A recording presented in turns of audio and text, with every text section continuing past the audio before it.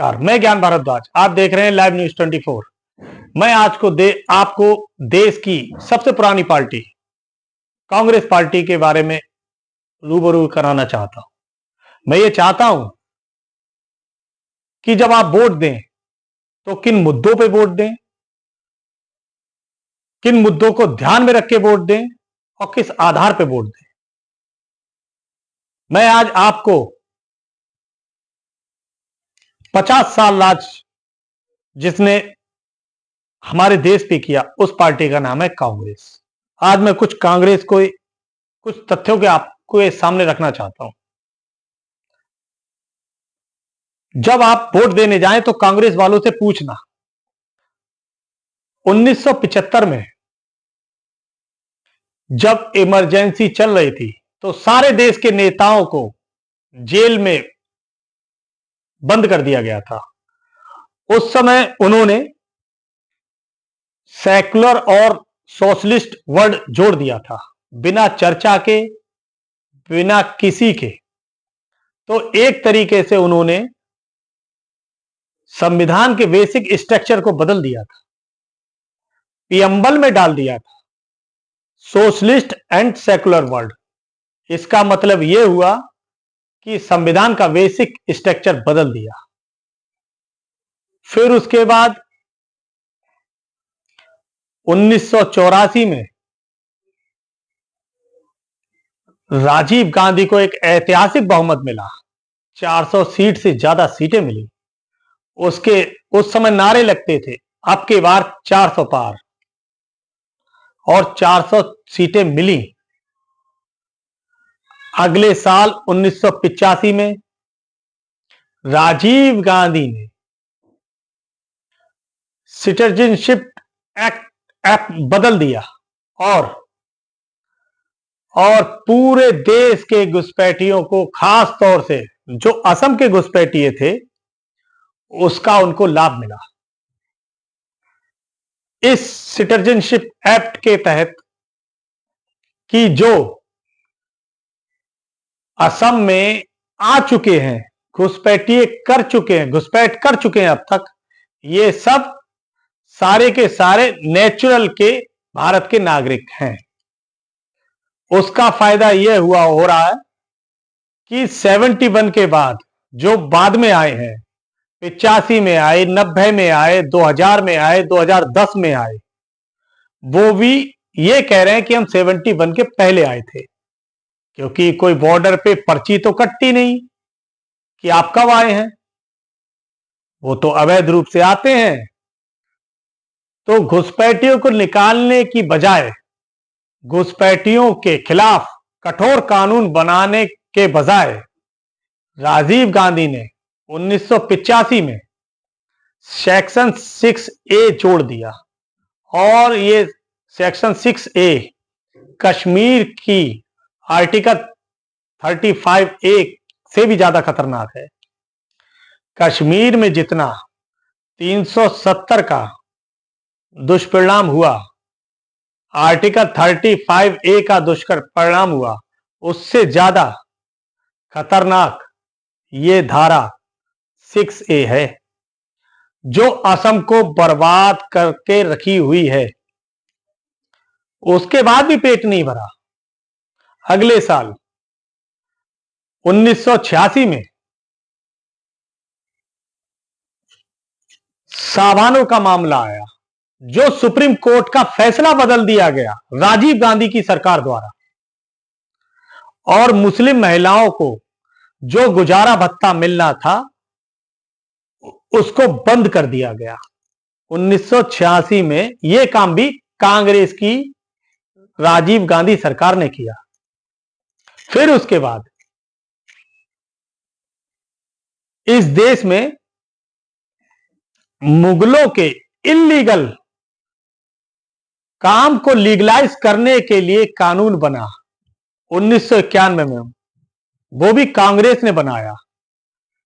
आप जरा सोचिए, यहां पे हजारों की संख्या में मंदिर तोड़े गए, और किसके द्वारा? बाबर के द्वारा, हुमायूं के द्वारा, औरंगजेब के द्वारा। अकबर ने भी तुड़वाया, गजनी ने भी तुड़वाया, गौरी, अहमद साहब दाली ने भी तुड़वाया था। हजारों की संख्या में मंदिर तोड़े गए। उन मंदिरों को स्टोर करने की बजाय 1991 में कांग्रेस ने कानून बनाया जिसे प्लेस ऑफ वर्शिप एक्ट कहते हैं, पूजा स्थल कानून कहते हैं, और उसने सारे के सारे मुगलों के इलीगल काम को लीगलाइज कर दिया। 1588 में बाबर ने अयोध्या को तोड़ा। 1670 में औरंगजेब ने मथुरा को तोड़ा, भगवान श्री कृष्ण की जन्मभूमि को तोड़ा। 1377 में तुगलक ने अटाला देव मंदिर तोड़ा, जो जौनपुर में जिसे अटाला मस्जिद कहते हैं। 1669 में औरंगजेब ने काशी विश्वनाथ मंदिर जी को तोड़ा। 1410 में अलाउद्दीन रुद्र मंदिर तोड़ा। 1552 में रामसाब दाली ने, जिसके नाम से अहमदाबाद चल रहा है, उसने भद्रकाली मंदिर को तोड़ा। इसी तरीके से पश्चिम बंगाल के जो अदीना मस्जिद बनी है वो भी मंदिर तोड़ के बनी है। विदिशा में 1658 में औरंगजेब ने मंदिर को तोड़ के वीजा मस्जिद को बनवा दिया। आपका धार्मिक गौशाला सरस्वती जी के मंदिर को तोड़ा गया, वहां पर भी मूर्तियों को तोड़ा गया। तो कांग्रेस की क्या मंशा थी?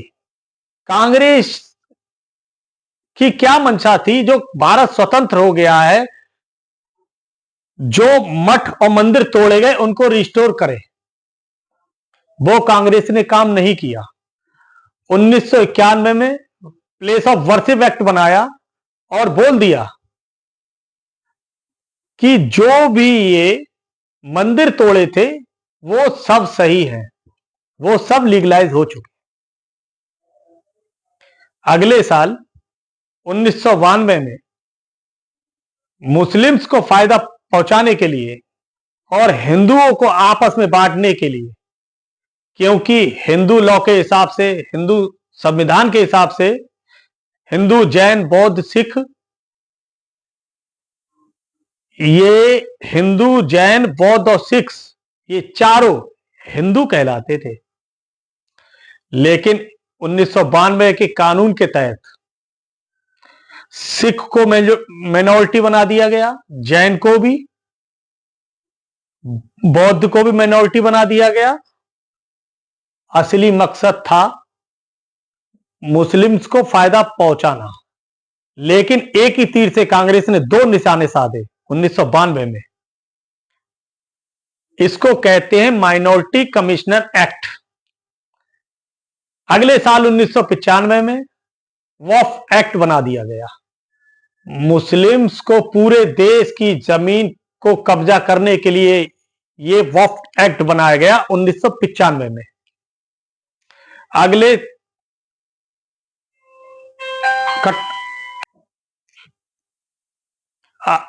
अगले साल 1995 में वक्फ एक्ट बनाया गया। मुस्लिम्स को पूरे देश की जमीनों पर कब्जा करने के लिए वक्फ एक्ट बनाया गया 1995 में। अगले फिर 2004 में माइनॉरिटी एजुकेशन एक्ट बना दिया गया। यह काम मनमोहन सिंह की गवर्नमेंट में हुआ। 2010 में FCRA बनाया गया। इस देश के गद्दारों को फंडिंग कराने के लिए, देश विरोधी एनजीओ को फंडिंग कराने के लिए, माओवादियों को, नक्सलियों को, जिहादियों को, अलगाववादियों को, चरमपंथियों को कट्टरपंथियों को, सफेद पोश नेताओं को फायदा पहुंचाने के लिए, फंडिंग कराने के लिए यह कानून बना दिया गया 2010 में, जिसे एफसीआरए कहते हैं। 2012 में राइट टू एजुकेशन के दायरे से मदरसों को बाहर निकाल दिया गया, जो 2009 में बना था। जो मदरसे भी उसके दायरे में आते थे, 2012 में उसे को भी उससे बाहर निकाल दिया गया। ऐसे ही अनेकों 50 से ज्यादा कानून हैं जो कांग्रेस की सरकार द्वारा बनाए गए। कांग्रेस ने गुलामी का नाम नहीं मिटाया, नामो निशान नहीं मिटाया, गुलामों की परंपरा को नहीं मिटाया, गुलामी की रीति रिवाज को नहीं मिटाया, गुलामी की रीति रिवाज को मिटाने के लिए कुछ नहीं किया, गुलामी की भाषा को कम करने के लिए कुछ नहीं किया, गुलामी की पुलिस व्यवस्था को नहीं बदला, गुलामी की न्यायिक व्यवस्था को नहीं बदला, शिक्षा व्यवस्था को नहीं बदला, प्रशासनिक व्यवस्था को नहीं बदला, गुलामी की टैक्स व्यवस्था को कांग्रेस ने नहीं बदला। गुलामी के जितने हमारे पुरानी परंपराएं चल रही थी कि गवर्नर जाएगा तो ऐसे सल्यूट करेंगे, आएगा तो ऐसे सल्यूट करेंगे, ये जाएंगे तो ऐसे, वो जाएंगे तो ऐसे, नहीं बदला, कुछ भी नहीं बदला। हां, भारत की संस्कृति को, भारत की चिकित्सा व्यवस्था को, भारत की शिक्षा व्यवस्था को, भारत की परंपरा को, भारत की ज्ञान विज्ञान को खत्म करने के लिए एक के बाद एक 50 कानून बनाए गए। इसलिए मैं आपसे निवेदन करना चाहता हूं, एक बार वोट देने से पहले कांग्रेस के नेताओं से जरूर पूछिए, एक बार वोट देने से पहले कांग्रेस ने नेताओं से यह पूछना कि तुमने गुलामी का कौन सा निशान मिटाया है, तुमने गुलामी के खिलाफ कितने काम किए, और तुमने वेद पुराणों को क्यों नहीं लागू किया। तब तो आपके पास ऐतिहासिक बहुमत था। आप कांग्रेस के नेताओं से पूछिए, क्या आपके तो पास 1950 से लेके नेहरू जी, इंदिरा जी और राजीव जी को तो ऐतिहासिक बहुमत मिला था। राजीव गांधी को तो 400 सीटें मिली, 404 सीटें मिली। इतने साल सत्ता में रहने के बाद भी समान शिक्षा क्यों नहीं लागू की गई, समान नागरिक संहिता क्यों नहीं लागू की गई, घुसपैठ के खिलाफ कानून क्यों नहीं बनाया गया, धर्मांतरण के खिलाफ कानून क्यों नहीं बनाया गया, जनसंख्या नियंत्रण के खिलाफ कानून क्यों नहीं बनाया गया। तुमने अश्लीलता मिटाने के लिए कानून क्यों नहीं बनाया, तुमने नशा के खिलाफ कानून क्यों नहीं बनाया, तुमने भारत के संविधान को लागू करने के लिए कानून क्यों नहीं बनाया, तुमने वेद पुराण को जन जन तक पहुंचाने के लिए कानून क्यों नहीं बनाया, वेद पुराण को शिक्षा व्यवस्था में स्थान देने के लिए कानून क्यों नहीं बनाया, तुमने भगवत गीता और रामायण को पाठ्यक्रम में क्यों नहीं डाला, तुमने सेकुलर शब्द भारत के संविधान में क्यों जोड़ा, तुमने सोशल शब्द क्यों जोड़ा। यह आप कांग्रेस वालों से पूछना जरूर, क्योंकि पैसे तो ये आपको मिलेंगे नहीं, मगर अब इलेक्शन आ रहा है, तब ये कांग्रेस के नेता आपके पास आएंगे और इस बार आप जो वोटिंग करना, वो दिल लगा के मत करना, वो दिमाग से करना। इस बार जो वोट देना, वो सोच समझ के देना। इस बार जो वोट देना, जाति के आधार पर मत देना, भाषा के आधार पर मत देना, क्षेत्र के आधार पर मत देना। इस बार वोट देना मुद्दों के बेस पर, मुद्दों के आधार पर। जो वोट मांगने आए उससे यह जरूर पूछना कि तुम नशे के खिलाफ कठोर कानून कब बनाओगे या नहीं, और बनाओगे तो उसकी घोषणा करो। जो आए यहां पे वोट मांगने आपके दरवाजे पर, उससे पूछना कि भ्रष्टाचार के खिलाफ कानून क्यों नहीं बना। जो आपसे वोट मांगने आए उससे पूछना कि थाने दलाली के अड्डे क्यों बने हुए हैं, ये तहसील में भ्रष्टाचार इतना क्यों है, ये हवलदार पेशगार इतना देश को क्यों लूट रहे हैं। भ्रष्टाचार के खिलाफ कठोर कानून कब बनेगा, हवाला के खिलाफ कठोर कानून कब बनेगा, संपत्ति को आधार से कब जोड़ा जाएगा, घुसपैठ के खिलाफ कानून कब बनेगा, कठोर कार्रवाई कब होगी, धर्मांतरण के खिलाफ कानून कब बनेगा, जिहादियों के खिलाफ, कट्टरपंथियों के खिलाफ कार्रवाई कब होगी, यह आप पूछना। अगर आप नहीं पूछते तो ये याद रखिए, जैसे पाकिस्तान से मिट गए, अफगानिस्तान से खत्म हो चुके, बांग्लादेश में भी थोड़े से बचे हैं, कगार पे हैं, भारत के 9 राज्यों से खत्म हो चुके, भारत के 200 जिलों से खत्म हो चुके, भारत के 300 तहसीलों से खत्म हो चुके। देखते देखते एक दिन अपने जिले से खत्म हो जाओगे।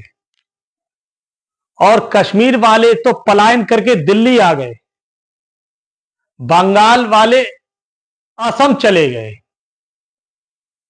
मणिपुर वाले पलायन करके देश के प्रांत राज्यों में, प्रांतों में चले गए। आप कहां जाओगे? सोचना समझना आपके हाथ में है। इसलिए नोटजीवी नेताओं से